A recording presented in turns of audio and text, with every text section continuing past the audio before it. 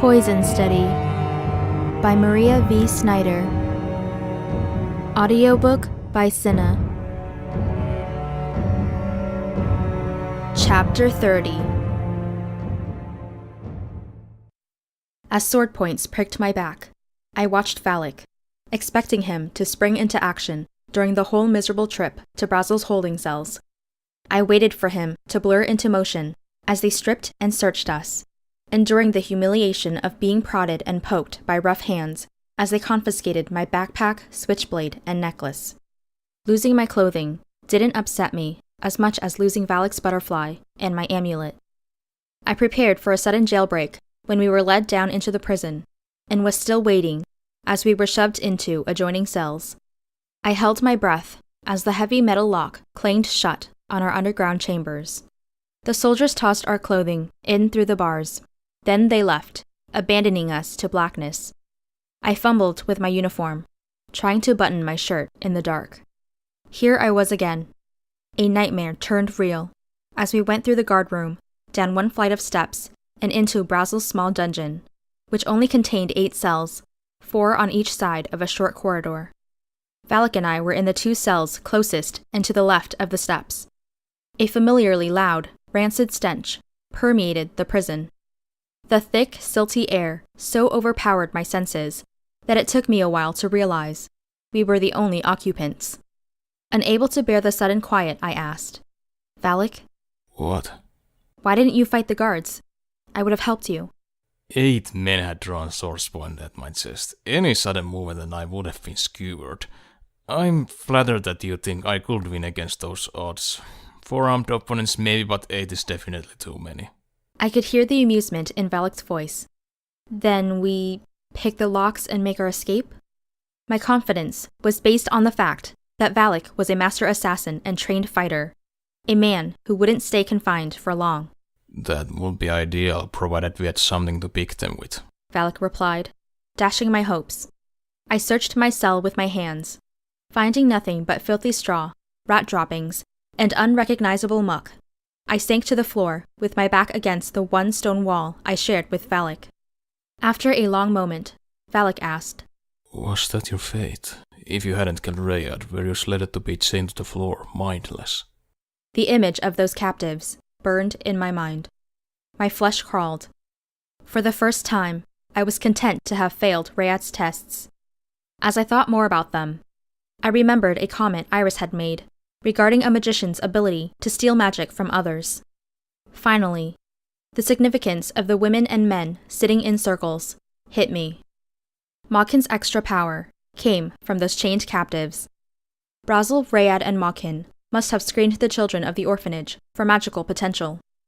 Then, while experimenting on them, Makin had wiped their minds clean, leaving them mindless vessels from which to draw more power.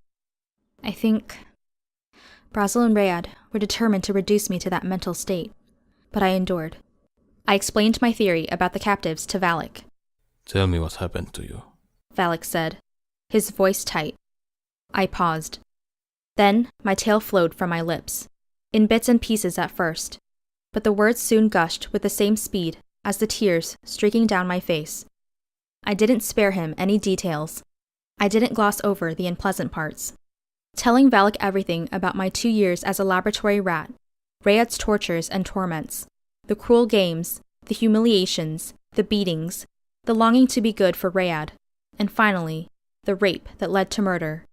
I purged myself of the black stain of Rayad. I felt lightheaded with the release. Valek remained silent throughout my disclosure, neither commenting nor questioning. Finally, with the ice crystallizing in his voice, he said, "Brazil and Mokan will be destroyed." Promise or a threat, I couldn't tell. But with all of Valek's force behind it, it was more than idle talk. As if they had heard their names, Brazil and Makin stepped through the main door of the dungeon. 4 guards holding lanterns escorted them. They stopped at our cells. "It's good to see you back where you belong," Brazil said to me. "My desire to feel your blood on my hands has tempted me. But Mogkin has kindly informed me of your fate, should you not receive your antidote." Brazil paused, and smiled with pure satisfaction. Seeing my son's killer writhing in excruciating pain will be better justice. I'll visit later to hear your screams. And if you beg me, I might put you out of your misery, just so I can breathe in the hot scent of your blood. Brazil's gaze bored into Valek's cell. Disobeying a direct order is a capital offense. Commander Ambrose has signed your death warrant. Your hanging is scheduled for noon tomorrow. Brazil cocked his head, appraising Valek like a thoroughbred. I think I shall have your head stuffed and mounted. You'll make an effective decoration in my office when I become commander. Laughing, Brazil and Mawkin left the dungeon. The darkness that flowed in after them felt even heavier than before.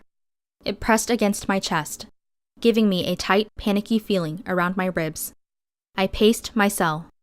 My emotions swung from sheer terror to overwhelming despondency. I kicked at the bars, threw straw into the air, and pounded on the walls. Yelena, Valek finally said. Settle down. Get some sleep. You'll need your strength for tonight. Oh yeah, everyone needs to be well rested to die, I said, but regretted my harshness when I remembered that Valek too faced death. I'll try. I lay on the foul straw, knowing it was futile to try and rest. How could anyone sleep her last hours away? Apparently, I could. I woke with a cry. My nightmare about rats melded with reality as I felt a warm, furry mass resting on my legs. Leaping to my feet, I kicked the rodent. It crashed into the wall and skittered away. Nice nap? Valek asked. I've had better. My sleeping companion snored. Valek grunted in amusement. How long was I out? It's hard to tell without the sun. I'm guessing it's close to sunset. I had received my last dose of antidote yesterday morning. That gave me until tomorrow morning to live. But the symptoms of the poison would take hold sometime tonight. Valek, I have a My throat closed. My stomach muscles contracted with such severity that I felt as if someone were trying to rip them from my body. What's the matter? Stomach cramp from hell, I said, still gasping, even though the pain had subsided. Is this the start? Yes, they begin slowly, but soon the convulsions will be continuous.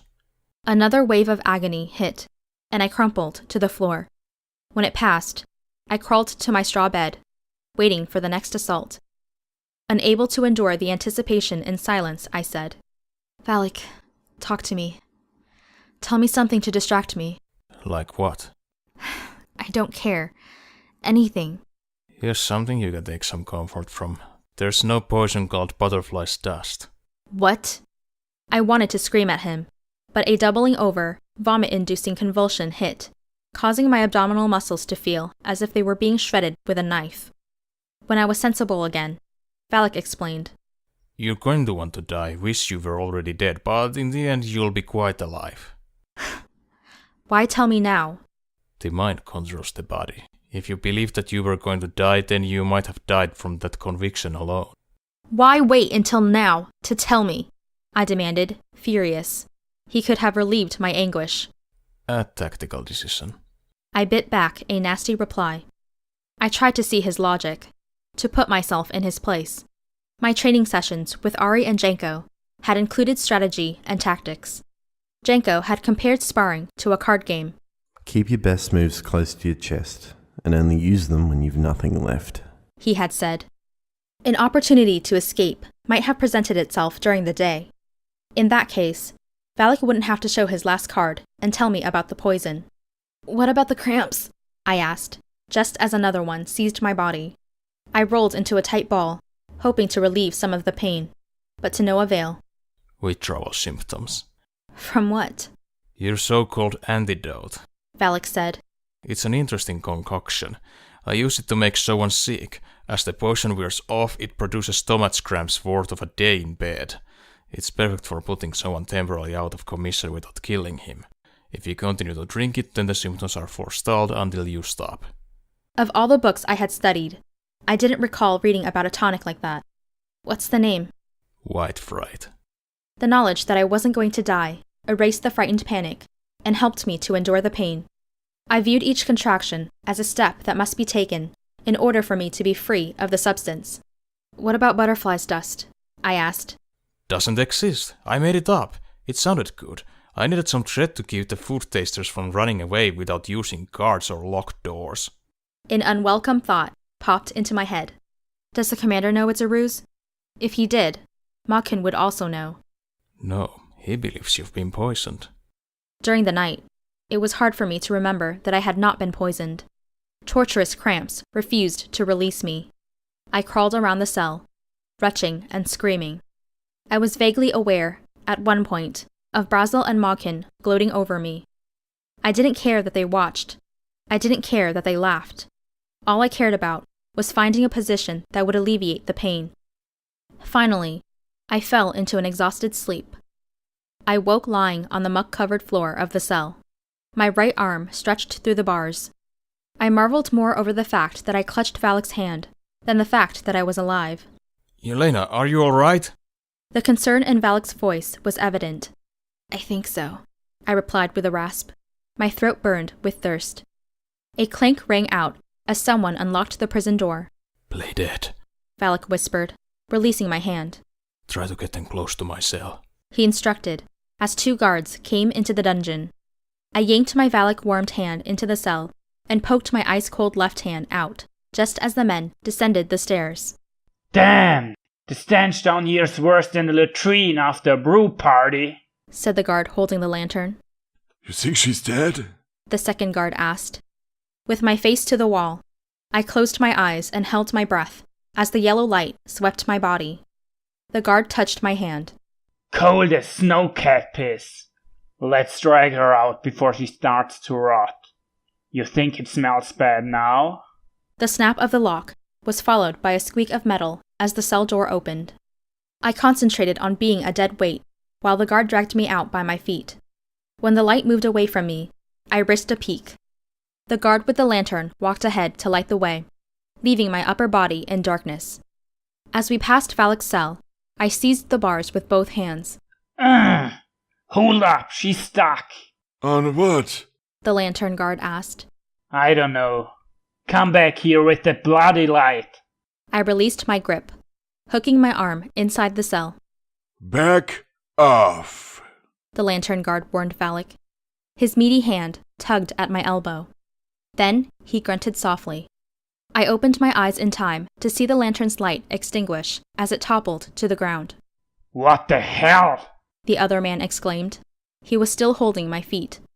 He backed away from Valek's bars. I bent my legs, pulling my body close to his boots. He yelped with surprise when I grabbed his ankles. He tripped and fell back. The sickening crunch of bone striking stone wasn't what I expected. His body went limp. I stood on shaky legs. Hearing a thud and the jingle of keys, I turned back in time to see Valek lighting the lantern. The other guard was propped against the bars, his head cocked at an unnatural angle. In the weak glow, I gazed at the prone form at my feet. The soldier's head had struck the edge of the bottom step. A black liquid began to pool around my boots. I had just killed another man. I began to tremble. A 4th man had died because of me. Had the robbing of my soul reduced me to a heartless killer? Did Valek feel any remorse or guilt when he took a life? I watched him through a veil of blood. Efficient as always, Valek stripped the dead guards of their weapons. Wait here, he instructed. Unlocking the main door of the prison, he sprang through the entrance to the guardroom.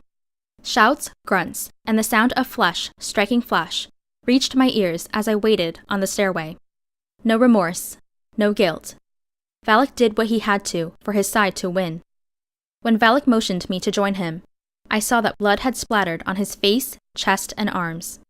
3 guards, either unconscious or dead, were strewn about the room. My backpack sat on a table, its contents scattered about. I stuffed everything back in, while Valek tried to open the remaining locked door between freedom and us. Although meager, I wanted my possessions, including my butterfly and amulet, back. Once I wrapped the chain around my neck, I felt strangely optimistic. Damn! Valek said. What? The captain has the only key to this door. He will open it when it's time to change the guards. Try these. I handed Valek my picks. He grinned. While he worked on the lock, I found a pitcher of water and a wash barrel. The fear of being caught couldn't override the desire to rinse off my face and hands. But that was not enough. The need to rid myself of the stench of vomit and blood overpowered me. Soon, I was dumping buckets of water over my head until I was soaked through. I drained half the water pitcher before I thought to offer some to Valek. He stopped to drink, then continued to pick the lock. Finally, it popped open. Valek peered out into the hallway. Perfect. No guards. He pulled the door wide. Let's go. Taking my hand and a lantern, Valek turned away from our only escape and led me back down into the prison, pausing to leave the door to the cells wide open as well. Are you insane? I whispered as he dragged me toward the last cell. Freedom's that way. I pointed. He ignored me as he unlocked the door. Trust me, this is the perfect hiding spot. The mess we left will soon be discovered. The open doors prove we fled. Valek pushed me ahead of him into the cell. Search parties will be sent out. When all the soldiers have left the manor, we'll make our move. Until then, we lay low. Valek made a makeshift bed of straw in the far corner of the cell. After extinguishing and hiding the lantern, he yanked me down. I curled on my side with my back to him, shivering in my wet clothes. Valek pulled some straw on top of us and wrapped an arm around me. He drew me close. I stiffened at the contact, but his body heat warmed me, and I soon relaxed into his grip. At first, every tiny noise made my heart race, but I shouldn't have worried. The commotion that ensued when our escape was discovered was deafening. Angry and accusing voices shouted. Search parties were organized and dispatched. It was agreed that we had an hour head start, but Brazel and Malkin argued on which direction we had taken. Valek's probably retreating west to well-known territory, Brazel stated with authority. South is the logical choice. Malkin insisted. We have the commander. There's nothing they can do. They're running for their lives, not towards some strategic position. I'll take a horse and scan the forest with my magic. Valek harumphed in my ear and whispered. They actually think I would abandon the commander. They have no concept of loyalty. When the prison had been quiet and empty for a few hours, I grew bored and anxious to be gone. The door to the cells had remained wide open, allowing a faint light to illuminate our surroundings. Can we go now? I asked. Not yet. I believe it's still daylight. We'll wait until dark. To help pass the time, I asked Valek how he had become involved with the commander. I thought it an unintrusive question, but he grew so quiet that I regretted asking it. After a long pause, he spoke. My family lived in Icefair province before it was renamed MD1. A particularly harsh winter collapsed the building that housed my father's leather business, ruining all of his equipment. He needed to replace his equipment to stay in business, but the soldiers who came to our house to collect tax money wouldn't listen to reason. Valek's arm tightened around me. A minute stretched longer before he continued. I was just a skinny little kid at the time, but I had 3 older brothers. They were about Ari's size and had his strength. When my father told the soldiers that if he paid the full tax amount, he wouldn't have enough money left to feed his family. Valek paused for several heartbeats. They killed my brothers. They laughed and said, "Problem solved. Now you have 3 less mouths to feed." The muscles on Valek's arm trembled with tension. Naturally, I wanted revenge, but not on the soldiers. They were only messengers. I wanted the king, the man who had allowed his soldiers to murder my brothers in his name. So I learned how to fight, and I studied the assassin's art until I was unbeatable. I traveled around using my new skills to earn money.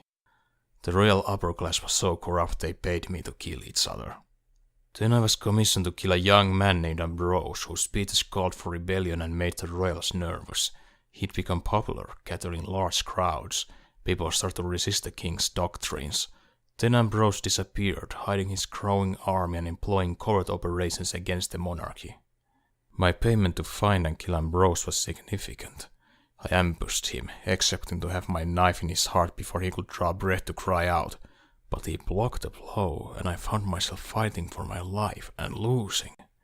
Instead of killing me though, Ambrose carved a C on my chest with his own knife. The same weapon, by the way, that I later used to kill the king. Then Ambrose declared himself my commander, and announced that I now work for him and no one else. I agreed, and I promised him that if he got me close enough to kill the king, I would be loyal to him forever.